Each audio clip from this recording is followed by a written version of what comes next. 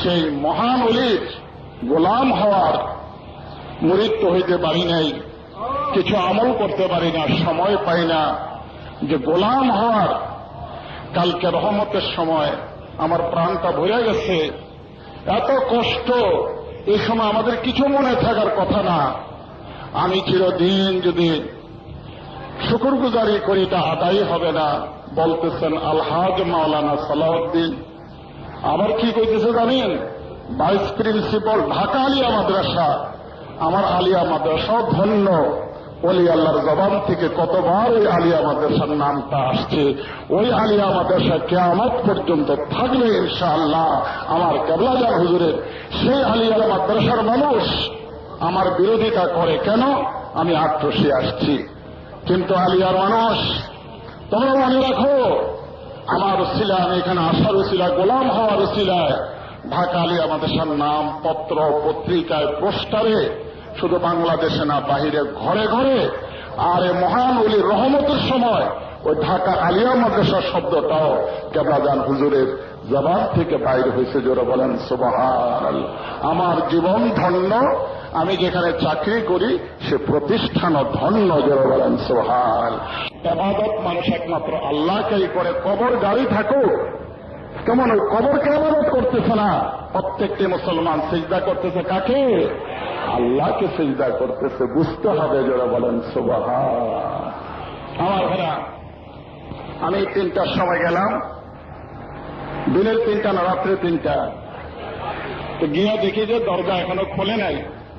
তো যারা খোলার দায়িত্বে তারা আসছে। এখন লাইন ধরতে হয়। হুজুর কেবলাজানের সাথে যেমন দেখা করতে হলে লাইন ধরতে হয়, ওইখানেও ঢুকবার জন্য লাইন ধরতে হবে।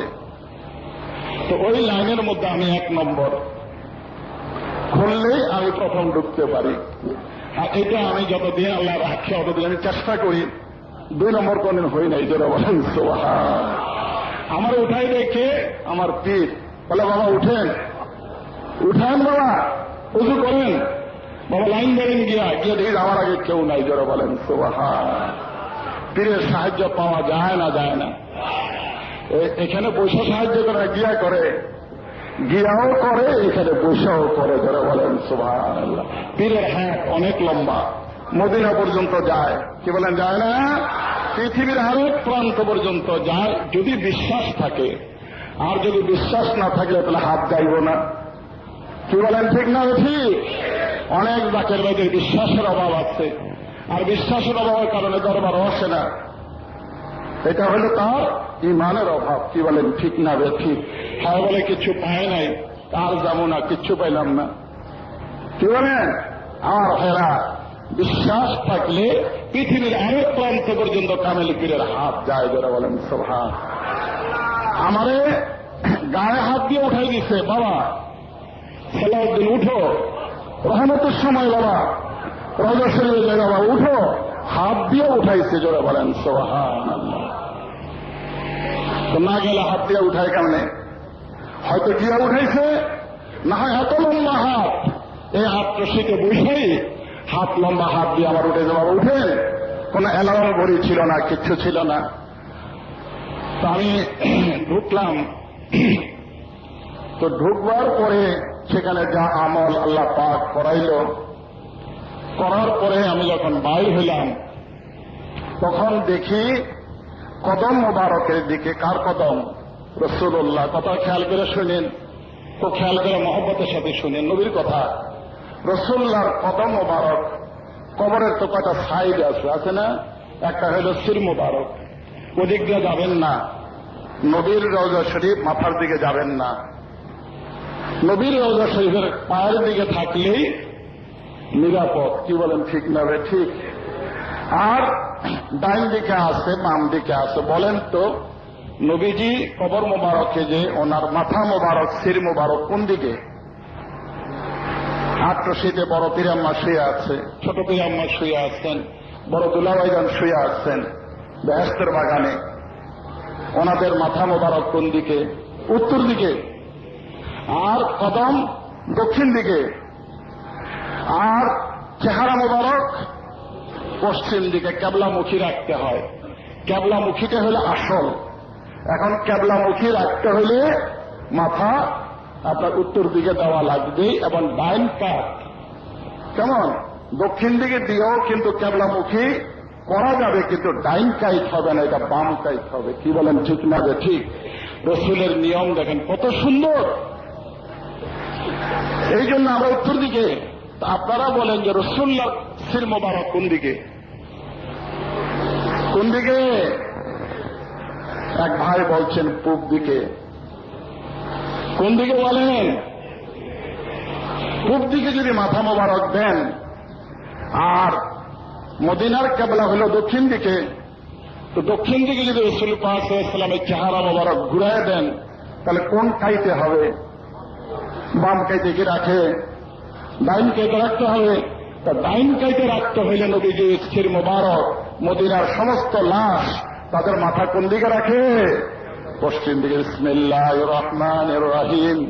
ফাওয়াল্লি ওয়াজহাকা শাতরাল মসজিদিল হারাম।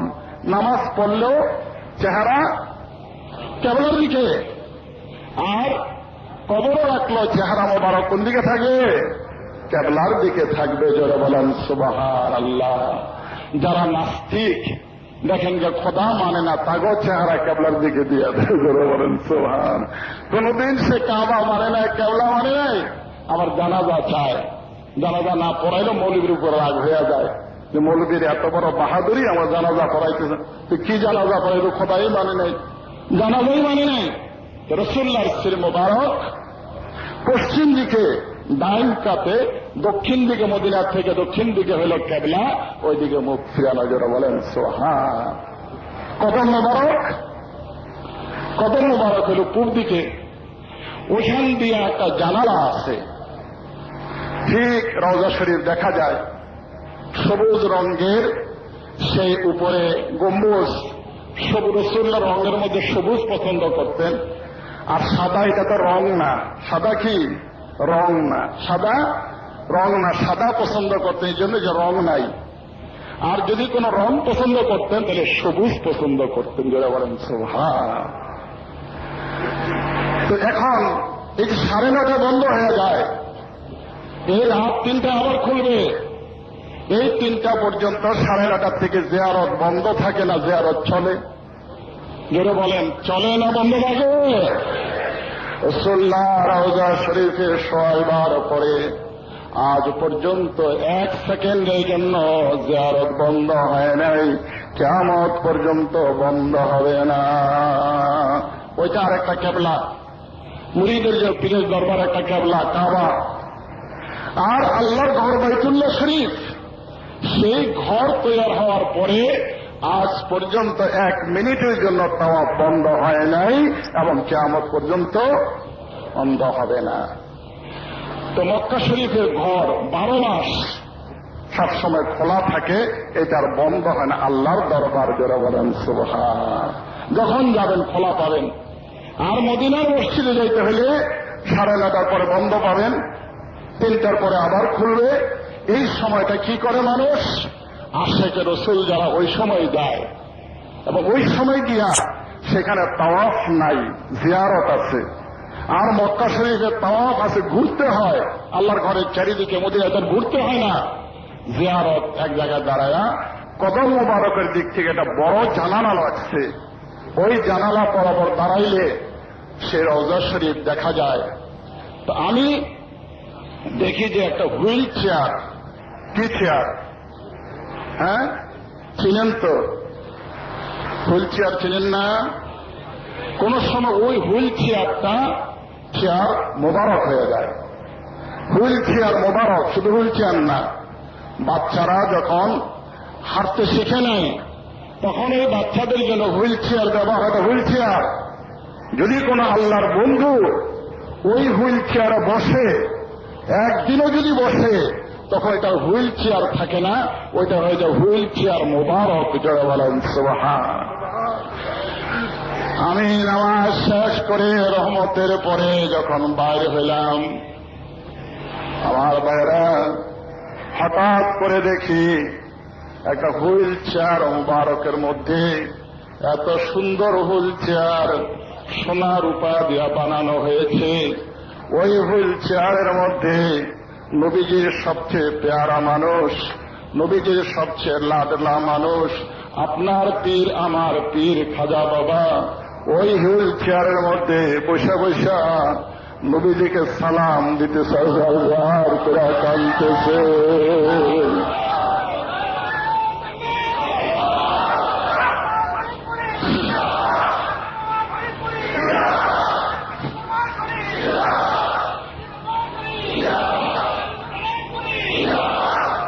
হুইল চেয়ার যিনি নিজে বসেন উনি চালায় নিতে পারেন না।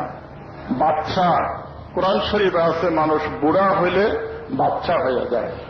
সূরা ইয়াসিনের মধ্যে আজকে সকালে পড়া হয়েছে, দাদা হুজুরের জন্য অনেক তালাওয়াত হয়েছে, আমি কিছু তালাওয়াত করছি। বিসমিল্লাহির রহমানির রহিম ওমান নুআম্মিরুহু নুনাক্কিসুহু ফিল খালক আফালা ইয়াকিলুন। বুড়া হয়ে গেলে মানুষ শিশুর মতো হয়ে যায়, শক্তি কমে যায়। একটা বাচ্চা নিজে নিজে হাঁটতে পারে না, তারে কোলে নিয়ে হাঁটাইতে হয়, ঠিক না ঠিক? এক জায়গার থেকে আরেক জায়গায় নিতে হলে তারে কোলে করে নিতে হয়, না হাইটে দিতে পারে, কোলে করে নিতে হয়। মানুষ বার্ধক্যের কারণে এই সময়টা আবার ফিরে আসে। কি বলেন, আসে না? আসে না? আসে। তখন বাবা কোলে করে নেয়, আর যখন বাবা বৃদ্ধ হয়ে যায় তখন ছেলেরা কোলে করে নেয়। যারা বলেন সুবহান। আহা, এই জন্য বলছে ছেলেদেরকে, তোমার বাবা যখন বুড়া হয়ে যায় তখন মনে করবা তোমার আরেকটা ছোট সন্তান। যারা বলেন সুবহান। তার উপরে বিরক্ত হইও না। ফালা তাকুল্লাহুমা উফফি ওয়ালা তানহারহুমা ওয়াকুল্লাহুমা কাওলান কারীমা। আমার বাবার সেই বয়সটা আসছে।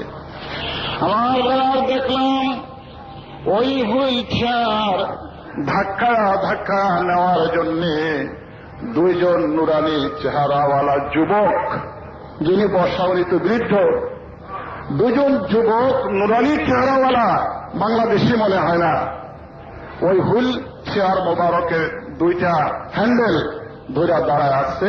একজন মিয়া ভাইজান, একজন মেজ ভাইজান। বলেন সুবহানাল্লাহ। আমি ভাবলাম যে কি দেখলাম, সেই দেখা আমার স্বপ্নই বলেন আর বাস্তবেই বলেন, দুটোই সম্ভব। কি বলেন, সম্ভব না অসম্ভব? যাই বলেন সেটা আমি দরবার শরীফে রমজান মাসে আইসা আর এই জুমার দিন কালকে দেখলাম মিয়া ভাইজান মেজ ভাইজান ওই হুইল চেয়ার মোবারক করে জামে মসজিদে আমার বাবাকে নিয়ে যাইতেছেন, আনতেছেন। আমার সে কতদিনের সেই দেখা এবং স্বপ্ন যে এটা এমন একটা সময় আসবে বাবা তোমার পীরের, এই সময়টা আসবে, ওই সময়টা আল্লাহ পাক নিয়ে আসছে। কিভাবে আমি বুঝাবো যে খাজা বাবা কোন দরজার ওলি, খাজা বাবা পেয়ারা নবী সাল্লাল্লাহু আলাইহি সাল্লামের কত মহব্বতের মানুষ। আলেম ওলামা, বাংলাদেশের মৌলভী সাহেবরা চিনতে পারল না, শুধু বিরুদ্ধে ফতোয়াই দিয়া গেল। যারা বলেন আফসোস, সেই মহান ওলির গোলাম হওয়ার মুরিদ তো হইতে পারি নাই, কিছু আমল করতে পারি না, সময় পাই না যে গোলাম হওয়ার। কালকে রহমতের সময় আমার প্রাণটা ভরে গেছে, এত কষ্ট। এই সময় আমাদের কিছু মনে থাকার কথা না। আমি চিরদিন যদি শুকরগুজারি করি তা আদায় হবে না। বলতেছেন আলহাজ মাওলানা সালাউদ্দিন। আবার কি কইতেছে জানেন? ভাইস প্রিন্সিপাল ঢাকা আলিয়া মাদ্রাসা। আমার আলিয়া মাদ্রাসা ধন্য। ওলি আল্লাহর জবান থেকে কতবার ওই আলিয়া মাদ্রাসার নামটা আসছে।